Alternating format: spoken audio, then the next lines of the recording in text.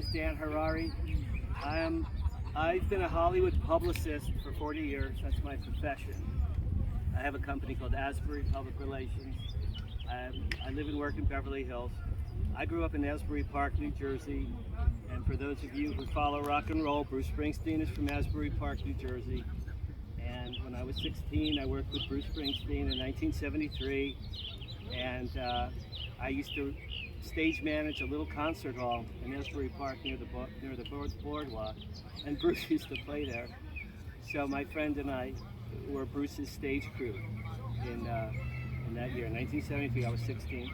And then his sax player, Clarence Clemens, asked us to go on the road with them as their road crew, to which I said, Clarence, we're 16, we don't drive, and our fathers want us to go to college. So I turned down Bruce Springsteen, being his road manager for the next 50 years. Anyway, I've had 3 UFO experiences, each completely different under different circumstances. There was one really profound one that happened to me, the first one. And I'll talk about that and how that event gave birth to this book. It actually gave birth to this book. I channeled this book. It's quite a remarkable thing. It's something I'd never done before. In 1970, March 1970, I was with my dad in his car. My dad picked me up from school and drove me home. It was about 4 o'clock in the afternoon. It was daylight. Suburban New Jersey neighborhood. And as we're driving down the street, I saw through his windshield a huge silver letter V, like Victor, letter V craft, hovering over my dad's car. And it was probably each wing, it was just like a V. Each wing was about the size of, I'd say, 2 buses. So it was fairly large, and it was about maybe lower than that tree. So it was right above our heads. So I'm in the car, I'm 14, I go, Dad, stop the car, UFO, stop the car, UFO. He stops the car, we get out, walk to the front of the car, we look up, and I'm jumping up and down. Look, this is so cool, Dad, a UFO, right? This is so great, we'll always remember this, it's so exciting. My dad looked at it like he was looking at a head of lettuce in the supermarket, like just no expression, completely devoid. He wasn't happy, wasn't sad, wasn't scared, nothing. So we looked for a couple minutes, and it just was hovering, very slowly hovering over us. And then, this is the cool part, my dad winked at me and said, come on kid, let's go home. We go home. This is 1970, we had a rotary phone. I remember I called the local newspaper, the Asbury Park Press, my paper. I said, my name is Danny, I just saw a UFO. I'm 14, my dad and I just saw a UFO. And the lady said, Sonny, I can't talk to you right now. We're getting hundreds of phone calls about this sighting. I'm really sorry, I can't talk to you, and she hung up. I remember that very clearly. I looked in the paper every day that week. No story ever read. No story ever read. Okay. I forgot about that event for 47 years. I did not remember it at all for 47 years. Okay? My dad died in 2017. And one day after his death, I went to a deli in West LA, Junior's Deli, it's not there anymore. Ordered a pastrami sandwich. And as I'm waiting for my sandwich, I swear to you, something came unto me from above, and I saw a movie in my brain. I saw the movie of that event from 1970, like I'm looking at you all right now. It played in my brain, the whole event. For the first time in 47 years, it came back to me. And I saw it in my brain, and I watched it, and I saw my dad's reaction to this crap, which was no reaction at all. And then I remembered that he winked at me. So as I'm waiting for my pastrami sandwich, I said, oh my God, my father knew what that was. I had bones, it went up my spine, I remember. Every time I tell the story. My dad must have known what that was. Okay. My dad worked for the Army for 45 years, Fort Monmouth, New Jersey. He worked for the military for 45 years. He was an electronics engineer. All his work was top secret. He never told anyone what he did for a living, although his joke was, I helped America win the Cold War. That's all he ever said about his job ever. He designed missiles and drones and radar systems, okay? After he died, I called my mother, who's still alive. She's 88 now. And I said, Mom, did Dad ever talk about UFOs or any aliens or anything? She said, no. But when he started his job at Fort Monmouth, New Jersey, which is an Army base, in 1951, they took him deep into the vaults and they showed him something top secret. And he came home, she said he was pale and white and shaky and really nervous. And she said, honey, what's wrong? He said, I saw something today, top secret, I can never tell you about it as long as I live. And she said he was never quite the same after that. So once I knew that, and I put all these clues together, right? Here's the clues. My dad worked for the Army for 45 years. He was an electronics engineer. My dad was a genius. He invented missiles, radars, and drones. I know that to be true. He used to go to White Sands and Edwards Air Force Base and Vandenberg and Fort Bliss to watch things that he designed being flown in the air. He had top secret clearance. My mother said he saw something in the vaults that was top secret. This is 4 years after Roswell, 1951. This is only 4 years after Roswell. And the key is, when my dad and I saw that craft in 70, I'm telling you, I believe it in my heart that he knew what that was. So I think, my theory is that my dad may have been involved with reverse alien technology, because I don't think commercially we had huge silver V's in March 1970 that floated silently and just hovered and floated. That was not, I believe it was a military craft. At the time I thought it was extraterrestrial. After my dad died, I put two and two together and I thought, you know what, I think my dad may have been involved. He may have built it, may have designed it, but I'm telling you, he knew what that was. So again, as I'm waiting for my pastrami sandwich, and all this had just occurred to me, I took a pen on the placemat on my table, and I wrote down, write a book about aliens. A lead character discovers his late father knew about aliens and UFOs. And then I wrote ATC, capital ATC, and I didn't know what that was. I didn't know what those letters were, I had no idea. And I just looked at them for a while, and then I put, after they came. That was my title. So I finally got my pastrami sandwich. I ate lunch, I went home, and I wrote this book. It took me 12 hours a day for the next 8 months. And I wrote this book. That's how this book gave birth to itself. The premise of this book is the following. A man hates his life. A man lives in LA. He hates his life. He's miserable. His business is dying. He's divorced. His children don't speak to him. He owes everyone money, and he just hates his life. So on his 70th birthday, he decides to commit suicide by drowning himself in the Pacific Ocean. That's his goal in life, is to drown himself on his 70th birthday. As he's drowning in the ocean, and off of Malibu, I have it in Malibu, a huge craft comes out of the Pacific, a huge diamond-shaped craft comes out of the Pacific Ocean, beams him on board, and slowly hovers over all of Los Angeles until it gets to Dodger Stadium. It's about half an hour later. Well, during the course of that travel to Dodger Stadium, the media, trucks are driving there, the police, the helicopters, the military, ambulances, they're all going to travel to Dodger Stadium. At Dodger Stadium, two beautiful, tall, white Nordic aliens come down from the ship. They're both 7 feet tall, long white hair, blue eyes, pale skin. And then they beam down this guy who was just drowning in the ocean. They beam him down as well.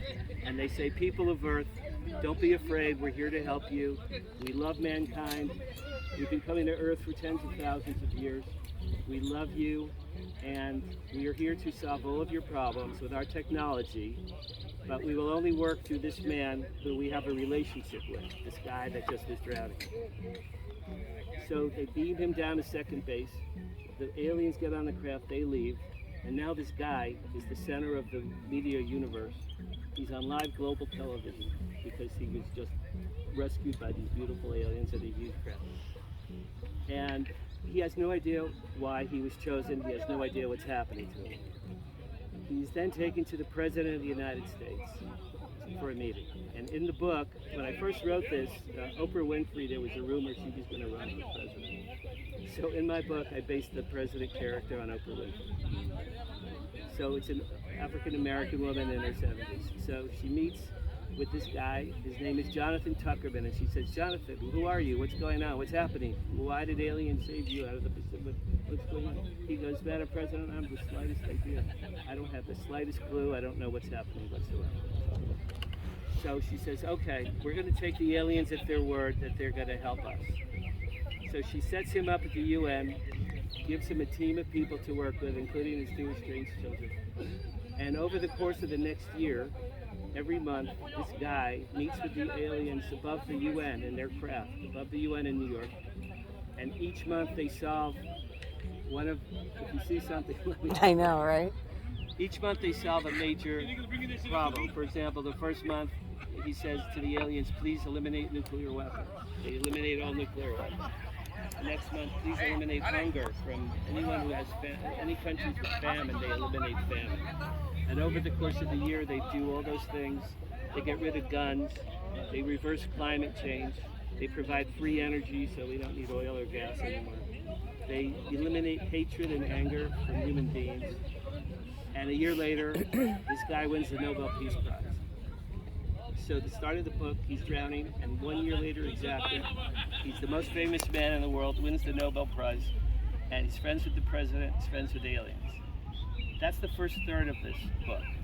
The second third is the why him? People keep asking him, why you? Why out of 8 billion people on the earth did these amazing aliens pick you? He goes, I don't have the slightest idea, I have no idea. So he asks the aliens, and they tell him they had a relationship with his father 70 years prior. They had a relationship with his father 70 years earlier. It turns out his father was a UFO scientist and researcher who worked for Project Blue Book and once saved the life of a baby alien that had crashed to Earth. So it was payback 70 years later. That's the second part of it. And then the third is he finds out on his mother's deathbed he had a twin sister who he never knew about, and at Lancaster. So one night for his birthday, this is May '96, my son and I were out in the backyard looking at the sky with a telescope, and you see Mars, you see Saturn, you see the moon, all these wonderful things. And as we were packing up to go back in the house, I saw in the far right of the sky, now the sky's crystal clear in Lancaster, there's no smog, it's not a lake. You can see stars and the moon and the whole thing. A very bright light, far corner of the sky. It was shaped like an egg, and it was off white, off yellow in color. Far right of the sky, and it was zooming across the entirety of the sky very, very quickly in a straight line from one side of the sky to the other side of the sky. And I said to my son, who's 8, I go, look, it's a satellite. It had to be a satellite, right? It goes from here to here, as far as you can see. Then it stopped in place for 30 seconds, stopped in place. And I thought maybe it had a malfunction or something. And then it turned around and it went back all the way, the same way it came, in the same line, all the way across the sky. And nothing could do that. It's not a satellite, a plane, a helicopter, it's not a missile, asteroid, comet, or meteor. Nothing can do that I'm aware of. I mentioned that story to Jim in church. He said, Dan, you know, Edwards Air Force Base, they test military UFO craft. I think that's what that was, in retrospect. But at the time, I thought that was alien. I really did, because nothing could travel like that. The last sighting I ever had, and hopefully until today, but that's what I had. Does anyone know who James Gilliland is? Yeah. Yes. Okay, so I've been a member of MUFON LA for many years. In fact, at 4 o'clock today is the first meeting in 3 years, and I'm going to be at that in West Hills. But in 2008, James Gilliland did a speech, a talk at MUFON LA in Studio City. And he discussed his ranch. His ranch is in Washington State at the base of Mount Adams. And it's now called the ECETI Ranch, E-C-E-T-I. It's a world-famous hotspot for UFO sightings. He had a 3-day July 4th weekend, 08, 3 days and nights of a UFO event there. So 3 days in a row. I had a girlfriend named Barbara at the time. She and I went during the days. They had movies and lectures, and the Nick Popes and the William Henrys of the world gave talks and lectures, pyramids, orbs, ghosts, spirits, all these wonderful things. And then at night, they built a bonfire and and people would dance around the fire, play guitars and tambourines and things, and we'd look up in the sky like we're doing today. Beautiful sky, you can crystal clear, you can see everything. And I still had, remember those heavy camcorders with the VHS tapes? I still had one of those and weighed like what, 12 pounds, something like that. So for the first night, Friday night, hours and hours, we're looking up, no thanks, nothing whatsoever. Saturday, lectures, seminars, movies, all those things. Saturday night, we're looking up in the sky, hours and hours and hours, no things whatsoever, nothing. So the third night was the Sunday, the last night, and we're looking up for hours, nothing. I said to my girlfriend, I go, you know, if we leave right now, we can beat the traffic, because there's a lot of cars here in a small space. But if we leave right now, we'll beat the traffic. And no sooner did I say that a fairly medium to large sized crab appeared out of absolutely nowhere behind us, came directly over us, about 250 of us. It looked like a black teardrop shape. It was very dark. Stopped right above us. Again, like lower maybe than that tree. And then the cool part, very dark, bright, emerald green light, like a bulb underneath it. Dark, emerald green, bright light started to flash on and off directly over our heads. And we were all looking up, and it was flashing down as if to say, hello, we're here. We know you're there, and you've been waiting for us. We love you. Everything's cool. We're in the neighborhood. We thought we'd say hello. Thank you for being patient, and be kind to your fellow man, whatever. And as that was happening, I started to cry. I was crying. I still could feel it here. And that's from 2008. I can still feel it right here. And then it stopped flashing, and then it just took off. It took off and vanished in a couple of seconds. It was gone. And we all were singing and dancing and hugging and kissing and crying, and it was a spectacular sighting and very profound. It affected me deeply. I've been a much more open-minded, much more pleasant person since that happened. And that's my last sighting, and that's it, and that's all. Thank you very much. I think about them. I think about them. I put my heart with them, and I let them know that we are one. We are brothers and sisters, and if they can, we'd love to see their appearance in the sky, their visual appearance. Please say hello to us. We love you.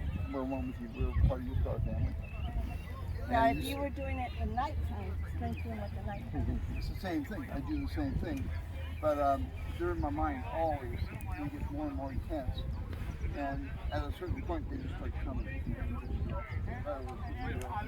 they start flashing over the top of us. When they're over the top of you, that means they're the same road to you. They're not down the road to you. We're putting out our unconditional love and life and respect to them. We're welcoming them here to say hello to us. This is truly a respectful, welcoming, benevolent, welcoming intentions to say hello to us. And their light, we send our love and light to them, and they give their love and light back to our love. We don't use lasers. Never use lasers, ever. No, they do not like that. And sometimes people do it and they go, look, it lit up when I do it because they're saying stop, stop, stop. And they all are doing it. Everywhere that we go, and they feel offensive when we tell them not to. Because We've been they feel like it's telling them weaponized? for 20-some years. Well, it interferes with what they do in their consciousness and how they control the ships and whatever. And some of these are living entities. Yeah, the ships They are call alive. them living ships. It's not respectful. We have to show respect. The same as you have an airliner, they do not wish you to put no lasers on them. And they can come forth and find out who's doing it and fine you for it. So it's the same thing with them. And when you're using the lasers, they, like you say, they power up for you, but not because they are lovingly giving you that intention, because they're annoyed. Okay, they are annoyed. Okay, so you can't do that and just keep pointing at them like this. Sooner or later, they give you a power up, and then you get all excited. And that's not they're not giving you that. Okay, they're giving you, please stop that. What you do is go around it with your laser. Or just or point, point under, in different sections so you around guide near it. everybody. So everybody okay? goes, okay, oh, there it is. Oh, I see it. And then they center it. And this is where you get the most sincere, loving, welcoming from them. And it's them who's connecting to the group. Because there's others out there that are not connected with the group or with us. Okay? They are from other nations that have this technology. They're passing by and they're not recognizing the group or other alien races. They're not recognizing the group. Okay? It's only those that know you're here by your loving intentions. Don't point that. That's nighttime. They recognize our vibration. They're going to do the same thing in the daytime. It's the energy, it's the love vibration that you're all doing. You're welcoming them with respect as a brotherhood. Because they are our brothers. Whether we like it or not, some of us, they are our brothers.